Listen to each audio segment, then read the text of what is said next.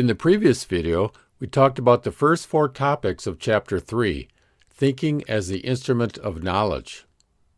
In the first topic, thought is not observed. We're not aware of our thinking. It's also the place of associative thinking or brain thinking. Think of your brain as a vast network of ideas connected to each other. The ideas can involve memories, emotions, and physical sensations. When one node in the network is activated, say by seeing a word or image, it automatically activates its surrounding nodes, rippling outward like a pebble thrown in water. This is associative thinking, or the idea of association in psychology. In this first topic, we move from the everyday state to the exceptional state. In the exceptional state, we observe our thought. And this is important for this chapter because this chapter is all about observing our thought as a means to study thinking. We move from the everyday state to 3.2, the active self or thinker who brings intention to thinking. By intention, I mean the thinker can bring a set of thoughts to the situation. Say the thinker's inclined to be a materialist, he can bring the set of thoughts of materialism to explain a situation. A spiritist can bring a different set of thoughts to explain a situation, such as thoughts of theosophy. So at 3.2, the thinker brings intention to the situation to explain what's going on. It's no longer this random associative thinking. The thinker has clear intention. And then we move to contemplation in 3.3 and 3.4, where the thinker brings attention and directs and focuses thinking with a very strong concentration and attention. So when the thinker observes the object, he contemplates the object and applies his full attention to the object, where he's completely immersed within it and not aware of any thought that's being created. At 3.1, we have observation and thinking kind of going on.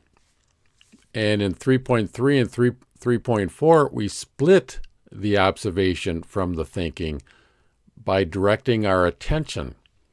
So at 3.3, we direct it upon the object. And 3.4, we direct our full attention to the thought that has been created by thinking about the object. So then our full attention is directed within to observe thought. Now we're going to study the next 4 topics in Chapter 3. And they are involved with the study of thinking, the contemplation of thought, and the active self as thinker. In topic 3.5, we observe the content of a concept. And what we observe is that we know this content more directly and more intimately than anything else in the world. And we know it directly. In all other fields of observation, we know about things indirectly because we have to observe and then think about it. So that's a 2-step process. But when it comes to the observation of thinking, when we observe our thought, we know it directly. We don't have to take another step. Because we produce the thought process through our own creative activity, we know it better than anything else. We know the features of the course of our thinking. We know the details of how the thinking process takes place. We know the factual basis, and we know the context directly. So we know it better than anything else. An example is given in that if we do not go beyond observed phenomena, we can't know why thunder follows lightning. If we observe thunder and we observe lightning, that observation alone does not reveal why thunder follows lightning. But we know immediately from the content of the 2 concepts why my thought connects the concept of thunder with the concept of lightning.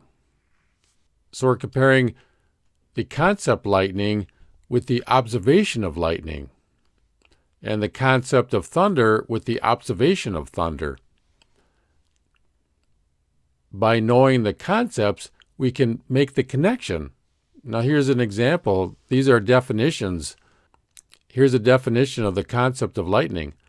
Lightning is a flash of light that accompanies an electric discharge in the atmosphere that causes thunder, a sound from the shock wave. And here's the concept of thunder. Thunder is a loud explosive noise produced by the explosive expansion of air heated by a lightning discharge. So within those two concepts, if we have learned those two concepts and apply them to the observation of lightning and thunder, within the concepts themselves, we see the connection between the two events. Through observation alone of the phenomena, we cannot make that connection until we apply these concepts to the situation. As we move through this chapter, we are comparing the observation of thinking with the observation of everything else. And in each topic, we find that it has a special characteristic that everything else does not have. So from this, it shows we should value thinking much more. It's at a much higher level than feeling. It really makes the case for why we need to do it more. And society needs to encourage it and value it more. Of course, we always hear this, but this chapter lays out the details why it is very special. Topic 3.6 disputes the idea that thinking is a result of brain processes. Let's take a look at it. Introspection shows that in linking thought with thought, I am guided by the content of my thoughts. I observe my reason for bringing these two concepts into a certain relationship.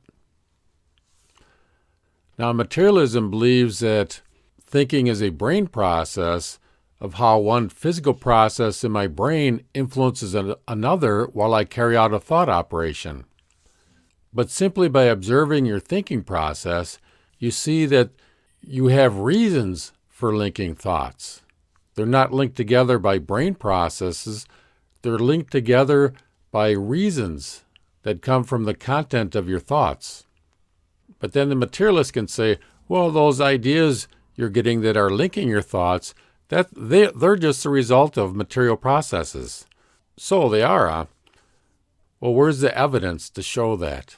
If you're going to present a science, you need to present some evidence. It's not enough to show that there's brain activity while a person is thinking. You need to show how physical processes can reason and think and come up with ideas. And it's not good enough to say, well, it's just all too complicated, because that's just an excuse that you can't provide any evidence. That's not science. That's just belief. Now on topic 3.7, we come up to something that's very important to the active self, the thinker, and that is certainty. You need to be able to achieve certainty of knowledge as a human being to be able to be decisive and to be able to set clear goals in life. We need to be certain. We need to know what's happening. If we can grasp reality, we can orientate ourselves to it. So here it compares all other things with thinking. All other things, all other events are there independent of me. I do not know whether they are truth or illusion or dream. When something first appears to us, before we analyze it with our thinking, we don't know if it's truth, illusion, or it could even be a dream. With thinking, there is only one thing I know with absolute certainty, for I myself bring it to its sure and undisputed existence, my thinking. The content here is the content of my thinking activity. And when we look at this thought content, we know it with certainty. In topic 3.8, we are comparing reflecting on things in the outer world compared to reflecting on thought. When I weave a web of thoughts around an object given independently of me, I go beyond my observation. How is it possible for my thought to be related to the object? So when we encounter something in the outside world, we start thinking about it, and we weave thoughts around this thing. But how do we know that we're correct, that our thought is correctly related to what we're observing? This raises great questions, because we can certainly be wrong, and we're certainly wrong much of the time, that our thought may not relate to what we're thinking about. We can be incorrect. But when we observe our own thought, we don't have this problem. When we think about thinking, then the observed object is thought, and then we think about it, so we remain within the same element of thought. When we observe something in the outside world, we use two processes. We use the process of observation, which then is different than the process of inner thought. When we observe thought, we remain within thought. So we observe thought, and then in the background, thought is happening, which is the same thing. The special feature here is that we're familiar with our thought. So when we make the thought connections, when we're thinking about thinking and we make thought connections, we perfectly understand what we're doing. Thought is transparent, we can fully understand it, so all the connections we're making is fully understood. So you can see that thinking about thinking is not necessarily a hard and difficult thing or confusing thing. We remain within what is familiar. Because thought is transparent, we fully understand it. We're familiar with it. We understand it. We know it.